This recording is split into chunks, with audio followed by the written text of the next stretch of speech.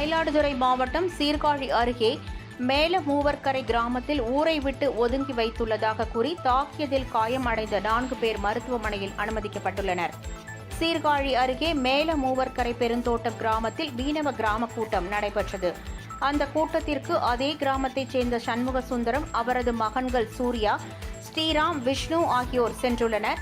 அப்போது ஊரை விட்டு ஒதுக்கி வைத்துள்ள நீங்கள் ஏன் கூட்டத்திற்கு வந்தீர்கள் என கூறி ராம்ஜி, நீலமேகம், பிரதாப், ஜீவா, சுப்பிரமணியன், நிதிஷ், சுகுணேஸ்வரன், சர்க்குணம், நிவாஸ், விஜயேந்திரன் ஆகியோர் ஒன்று சேர்ந்து சண்முக சுந்தரம், அவரது மகன்களை அரிவாள் மற்றும் கத்தியால் வெட்டியுள்ளனர். இதில் படுகாயம் அடைந்த 4 பேரும் சீர்காழி அரசு மருத்துவமனையில் அனுமதிக்கப்பட்டுள்ளனர். இதுகுறித்து சண்முக சுந்தரத்தின் மனைவி லதா மாவட்ட காவல் கண்காணிப்பாளர் ஸ்டாலினிடம் புகார் மனு அளித்துள்ளார்.